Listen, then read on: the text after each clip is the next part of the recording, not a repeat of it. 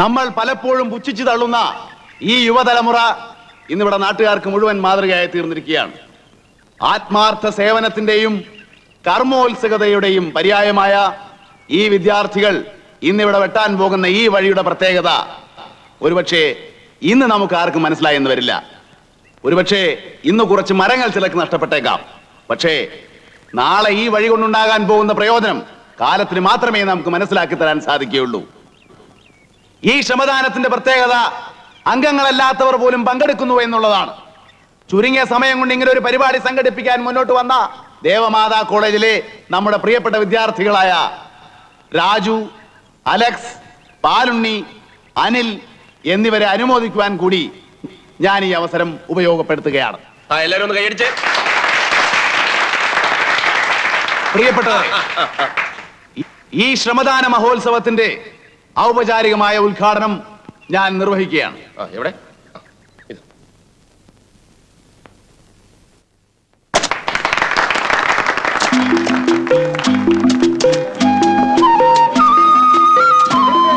അതങ്ങെടുത്തോ.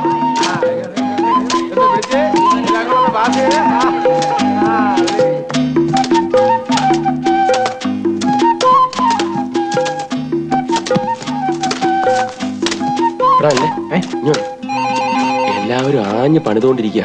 ഇപ്പൊ മരം വെട്ടിയാൽ ആരും അറിയത്തില്ല.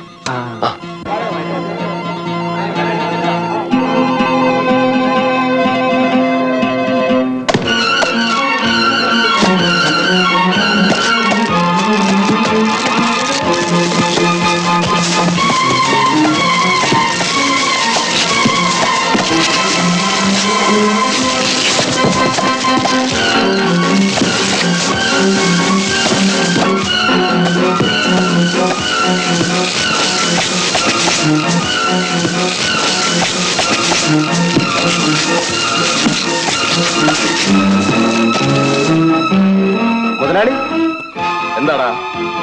മുതലാളി, കോളേജ് പിള്ളേര് വഴിവെട്ടിന് ഇറങ്ങിയിരിക്കുക. നമ്മുടെ എസ്റ്റേറ്റിന്റെ സൈഡിൽ കൂടി ആ കുട്ടപ്പായി ഉദ്ഘാടനം ചെയ്തേ. ഇവനെന്താ വട്ടാണോ? മറ്റു വേറെ ഒരു പണിയില്ലാത്തതുപോലെ വഴിവെട്ട്. എന്നാലേ തന്റെ റബ്ബർ മരം ഞാൻ വെട്ടും. നമ്മുടെ ആൾക്കാരെല്ലാം വിളിച്ചോ. ശരി.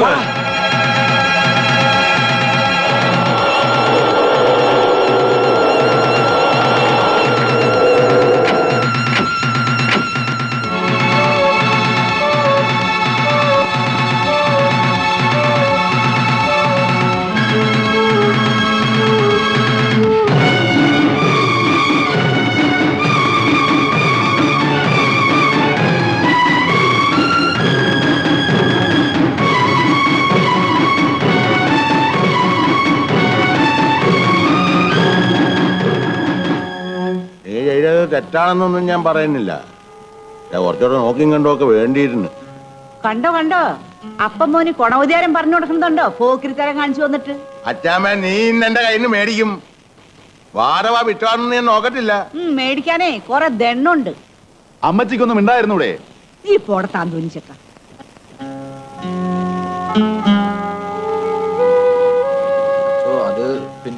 വിവരക്കേട് കാണിക്കുന്നതിന് അതിലൊക്കെ ഇല്ലേ? ഇനിയിപ്പോ എന്താ ഉണ്ടാവാന്ന് ആർക്കറിയാം?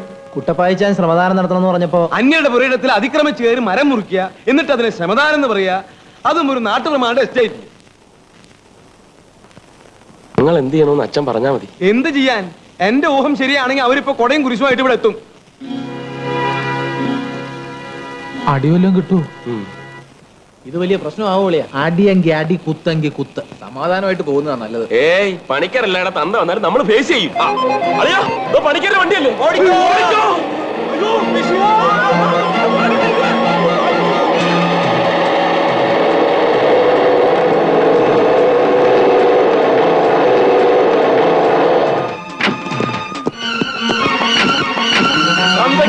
നാലെണ്ണത്തിനും പിടിച്ചിറക്കാൻ, എല്ലാത്തിന്റെ മുട്ട് തല്ലി ഓടിക്കാൻ.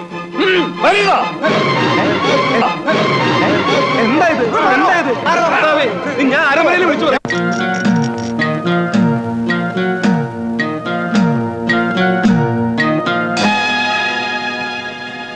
ഇനി മുന്നും പിന്നൊന്നും നോക്കാനില്ല.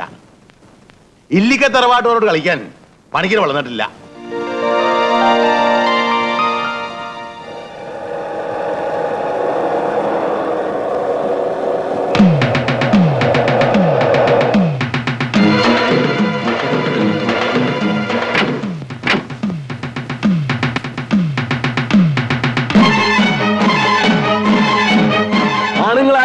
അകത്ത്.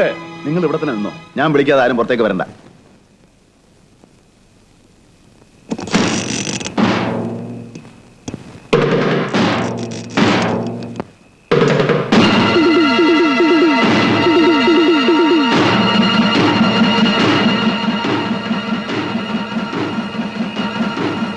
എന്താണോ പണിക്കരെ രാത്രി ആളും വടിയും വാളും ഒക്കെ ആയിട്ട്? എവിടെയാവന്മാര്? യവന്മാര് എന്റെ റബ്ബർ വെട്ടിയവന്മാർ ഈ വീടിന്റെ തട്ടും പുറത്തോ 10,000 കാണും. എനിക്കറിയാം. എല്ലാവരും ചെവിയിൽ നുള്ളിക്കോ. ഈ പണിക്കൊരു ഒരൊറ്റ എണ്ണത്തിന് വെറുതെ വിടില്ല. കുട്ടപ്പായി, ഈ തറവാടിന്റെ കുളവിന്ന് ഞാൻ തോണ്ടും. ആഹാ, അപ്പൊ അത് കാണണമല്ലോ. എടാ അനിലേ, രാജു, അലക്സേ, പാലുണ്ണി, ഇനി വാ. താണ്ടെ കുളം തോണ്ടാൻ വന്ന് നിൽക്കുന്നു.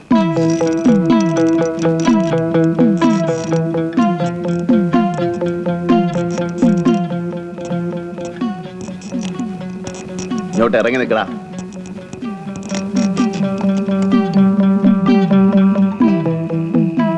താണ്ട നിൽക്കുന്നത് എന്റെ റബ്ബർ വെട്ടിയവന്മാര്. വല്ലതും ചെയ്യാനുണ്ടെങ്കിൽ ചെയ്. എടോ പണിക്കരെ, താൻ ഒരു തന്തയ്ക്ക് പറഞ്ഞവനാണെങ്കിൽ ഇവന്മാരൊന്ന് തൊട്ടു നോക്ക്. അപ്പ അറിയാ ഇല്ലിക്കൽ കുട്ടപ്പായി ആരാണെന്ന്. അടിച്ച് നിരത്തിടായി ഒട്ടുപോയ ചുട്ടുകളെയും പാട്ടി കഴിവറടവന്മാരെ. കുട്ടപ്പായി,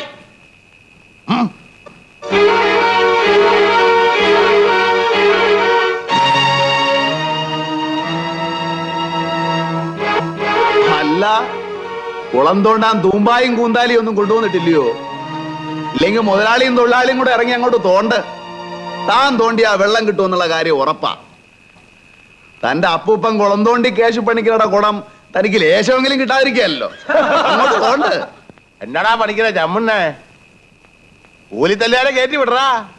നീ പുറകെ നിന്നാ മതി. അപ്പനപ്പന്മാരെ തുടങ്ങി അതാണല്ലോ ശീലം. എടോ പണിക്കരെ, തന്റെ ആ ചുണ്ടൻ വെള്ളം കിടപ്പുണ്ടല്ലോ, അതിൽ ഈ കൂലിത്തല്ലുകാരെയും വിളിച്ചോണ്ട് പോയി ചൂണ്ടയ്ക്ക് പോ. അതാ തനിക്ക് പറ്റിയ പണി. ചൂണ്ടയ്ക്ക് നീ പോയാ മതി.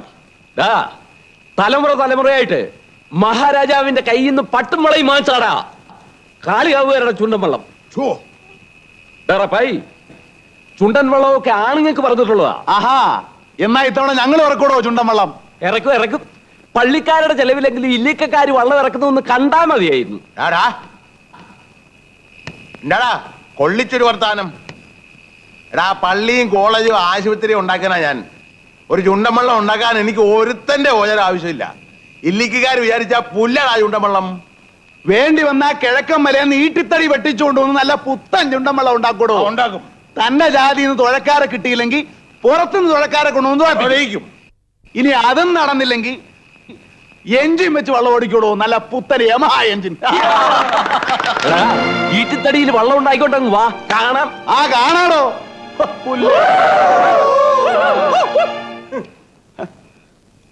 എടാ പിള്ളേരെ, ഇന്നിന് നിങ്ങൾ ഹോസ്റ്റലിലൊന്നും പോകണ്ട, ഇവിടെ കിടന്നു. എടാ കുട്ടപ്പായി, നിന്റെ പാറ്റിൽ ഞാൻ 10,000 രൂപ ഇടും. അതെന്നാത്തിനാ അപ്പച്ച? എടാ കുരുത്തക്കെട്ടവനെ, ഈ തോക്ക് വാങ്ങിക്കാൻ എവിടെ നടാ എന്റെ പൈസ? അയ്യോ അപ്പച്ച, ഇത് കളിത്തോക്കല്ലേ? എന്റോടാ? Toy pistol. ആഹാ, വായി കിടക്കണ നാക്കു കുരുത്തോളതാണെങ്കിൽ എന്തിനാ അപ്പച്ച ഒറിജിനൽ തോക്ക്? ഈ ഡ്യൂപ്ലിക്കേറ്റ് പോരെ? അവന്മാര് പോയത് കണ്ടോ?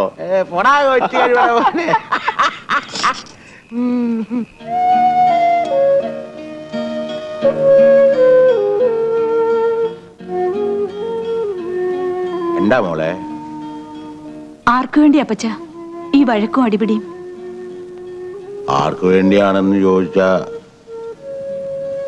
ആർക്കെങ്കിലും വേണ്ടി ജീവിക്കണമെന്ന് തോന്നിയിരുന്നെങ്കിൽ അച്ചായൻ ഇങ്ങനെയൊന്നും ആവില്ല. ആ കുട്ടിയുടെ കാര്യം ഞാൻ അച്ചായനോട് പറയട്ടെ? വേണ്ട മോളെ, വേണ്ട. എന്റെ മോള് പിന്നിവിടെ ആരുമല്ലാതായിപ്പോ. അതെങ്ങനെ അപ്പച്ച? അവൾ എന്റെ മോളല്ലേ? മോള് പോയി കിടന്നു. സംഘർഷമുണ്ടായ സ്ഥിതിക്ക് നമുക്ക് ആ വള്ളങ്ങളിൽ പങ്കെടുക്കണ്ടെന്ന് വെക്കാൻ കുട്ടപ്പായി. അതെന്നാ വർത്തമാനമാണ് അച്ചോ? നാട്ടുകാരെ മുമ്പിൽ വെച്ച് വള്ളം കളി കണ്ടോളാമെന്ന് ഞാൻ പരസ്യമായിട്ട് വെല്ലുവിളിച്ചതല്ലയോ? എന്താണേലും പള്ളി അതിനില്ല. ഒരു ജാതി വഴക്കിലേക്ക് കാര്യങ്ങൾ നീങ്ങുന്നതിൽ പള്ളിക്ക് താല്പര്യമില്ല.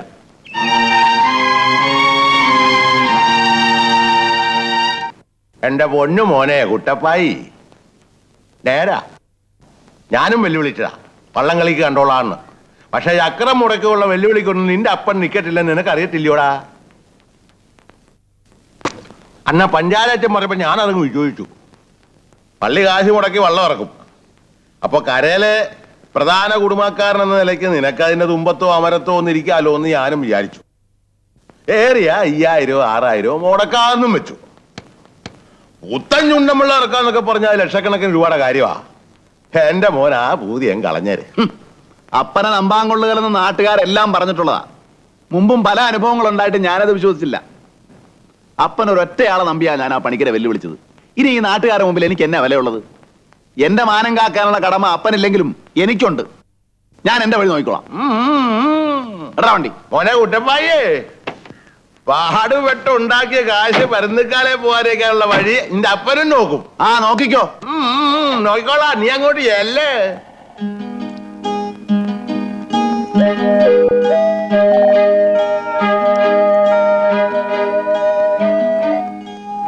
കുട്ടപ്പായേ, താൻ 10-40 കിലോമീറ്റർ വണ്ടി ഓടിച്ച് ഇവിടം വരെ വന്നിട്ട് ഇങ്ങനെ പറയേണ്ടി വന്നതിൽ എനിക്ക് ദുഃഖമുണ്ട്. അല്ല, ഔസേപ്പ് മുതലാളി ചോദിക്കുന്നത് എന്ത് വാടകയും തരാൻ ഞങ്ങൾ തയ്യാറാ. വാടകയുടെ പ്രശ്നമല്ലടോ. സ്വന്തം പെണ്ണും പിള്ളയും മക്കളെയും ഒക്കെ വാടകയ്ക്ക് കൊടുക്കുന്നത് പോലെയാ വള്ളം വാടകയ്ക്ക് കൊടുക്കുന്നത്. ഞങ്ങളുടെ ചുണ്ടൻ വള്ളം എന്ന് പറഞ്ഞാൽ തലമുറയായിട്ട് കുടുംബത്തിന്റെ അന്തസ്സായിട്ടാ വച്ചിരിക്കുന്നത്. ഇന്നിപ്പോ അത് കാത്തു സൂക്ഷിക്കാനുള്ള പാങ്ങൊന്നും ഉണ്ടായിട്ടല്ല. അതുമല്ല, താൻ നല്ലൊരു തുക വാടക തന്നാൽ എനിക്കതൊരു നിക്കക്കള്ളിയാ. എന്നാലും ഞാനത് ചെയ്യില്ല. അല്ല, ഇനി 1 മാസം കൂടെ ഉണ്ടല്ലോ. മുതലാളി ഒന്നുകൂടെ ആലോചിക്കും. ഓ, ഇനിയിപ്പൊ ഇക്കാര്യത്തിൽ ആലോചിക്കാനൊന്നുമില്ല. എന്നാ പിന്നെ കാണാം. ആ.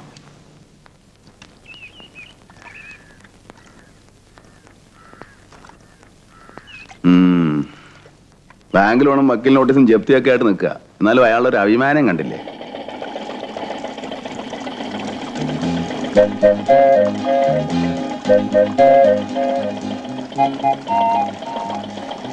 ആ സൂക്ഷിച്ചിറങ്ങണം. അച്ചായോ, അയാളുടെ പാങ്ങും പടുതിയെ കണ്ടിട്ട് വള്ളം വിലക്ക് കിട്ടുന്ന കോളുണ്ട്. നിന്റെ ഉണ്ടോ 1 ലക്ഷം രൂപ എടുക്കാൻ? അപ്പൻ ഷാപ്പിലേലത്തിന് വെച്ചിരിക്കുന്ന ഒരു 5-6 കെട്ടിഞ്ഞെടുത്തോണ്ട് വാ. വർത്തമാനത്തിന് ഒരു കുറവില്ല. കറ.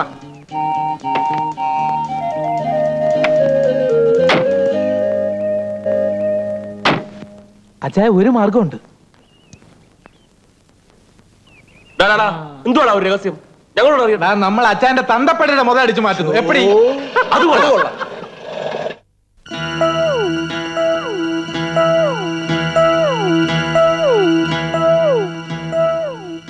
അച്ചായനെ കാണുന്നില്ലല്ലോ. നമുക്ക് ഇവിടെ തന്നെ വെയിറ്റ് ചെയ്യാം.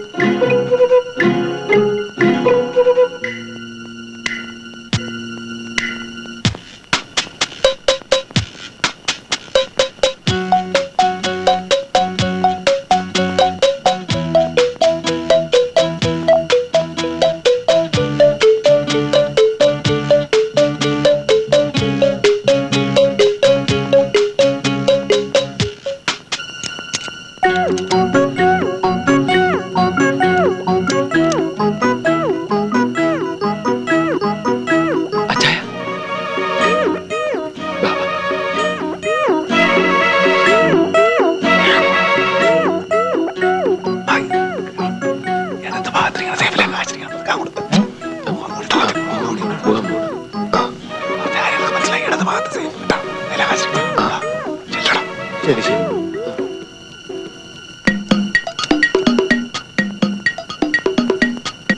അളിയ, നല്ല ഉറക്കോ?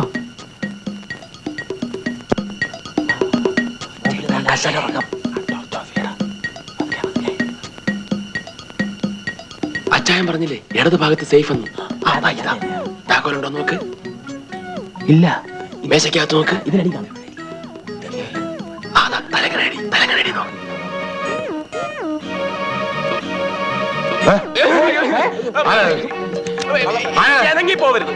ഇറങ്ങിപ്പോവരുത്. ഞങ്ങൾ മലൈക്കള്ളന്മാരാണ്.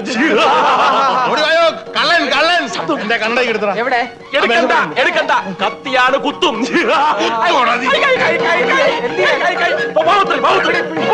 കുട്ടപ്പായേ, ഡോ. കുട്ടപ്പായി, ബാപ്പി. അമ്മയ്ക്ക് വെക്കാത്തതേ. എഴുതി വിടടാ. കഴിവടാ മോനെ, കൈ വെട്ടടാ. ബാപ്പിയേ, ഓടിവായോ. അങ്ങനെയൊക്കെ കാത്തിരുന്ന് പോകാ. ഓടിവായോ, ഓടിവായോ. അച്ചായ കള്ളന്മാരെടുത്ത് അച്ഛാ. പോകാ എല്ലാം. ദേ ഒന്ന് എണീറ്റേ.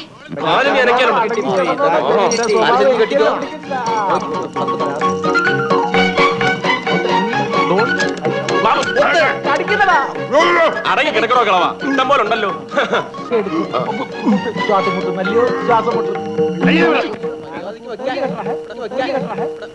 എന്തോ ശബ്ദം കേൾക്കുന്നു. ഓടിവായോ. പോയി നോയിക്കേ. കമോൺ പിടിച്ചോ കള്ളൻ. എന്റെ കാശൊക്കെ എടുത്തിട്ട് പോന്നേ. ആരാണത്? നിക്കടാ, നിക്കടാ. അയ്യോ.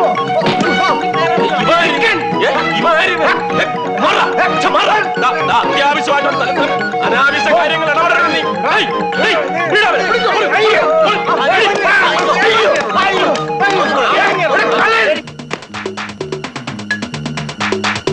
അയ്യോ, കള്ളൻ, കള്ളൻ, ദേ കള്ളൻ പോണേ, കള്ളൻ. തീർന്നോ? കൊള്ളോ, കൊള്ളോ. കള്ളനാ ഞാനാ അച്ഛൻ ആള് തെറ്റി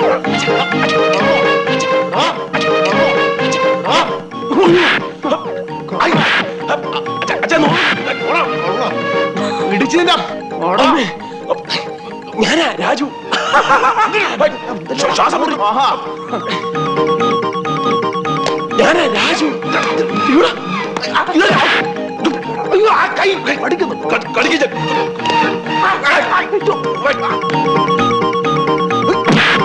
അയ്യോ, എന്റെ അമ്മ, എന്റെ അമ്മോ. ഞാനാ പാപ്പി, കള്ളൻ. വേഗം ഓട്. അച്ചായ നീ പോയി അപ്പത്തിനെ സംഭവിച്ചോ നോക്ക്. ചെല്ലേ, ഓട്.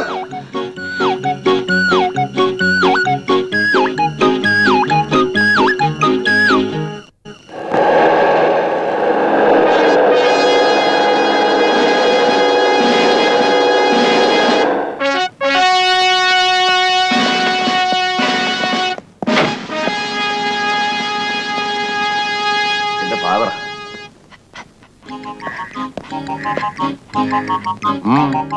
എന്താ അപ്പച്ചാ നമ്മുടെ മോഷണ കേസ് പോലീസ് രണ്ട് കേസ്?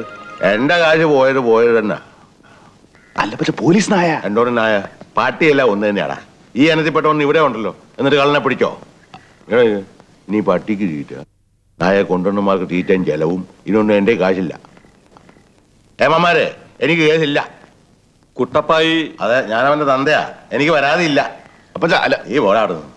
പോളിക്കുട്ടിയേ. ഒന്നും തോന്നരുത്, ഞാൻ വൈകുന്നേരം സ്റ്റേഷനിൽ വന്ന് കണ്ടോളാം. ഓ സാരമില്ല. മോഷണം പോയ ആൾക്ക് പരാതി ഇല്ലെങ്കിൽ പിന്നെ അപ്പച്ചനൊരു പ്രത്യേക സ്വഭാവക്കാരനാ. കേസും ബുക്കാറും ഒന്നും പുള്ളിക്ക് പണ്ടേ ഇഷ്ടമല്ല. ആ ബ്രൂണെ കേട്ട് എന്നാ അങ്ങനെ ആട്ടെ. ശരി. ഓ. ആ അപ്പച്ചൻ എന്നാ പണിയായി കാണിച്ചേ? ഞാൻ എത്ര പാടുപെട്ടിട്ടാണെന്നോ പോലീസ് നായയെ കൊണ്ടുവരിച്ചത്. എടാ, നട്ടക്കാട്ട് പാതിരായി കില്ലിക്കരപ്പായുടെ ഓട് പൊളിച്ചകത്ത് കയറി കാശും പണവും കക്കാൻ ഏക്കമുള്ള ഒരു കള്ളനെ ഈ നാട്ടിലുള്ളൂ. അവനെ പോലീസ് പിടിച്ചോണ്ട് പോകുന്ന എനിക്ക് ഇഷ്ടമല്ല. അതന്നെ അതന്നെ. അതേ, ഞാൻ അവന്റെ തന്തയായി പോയി.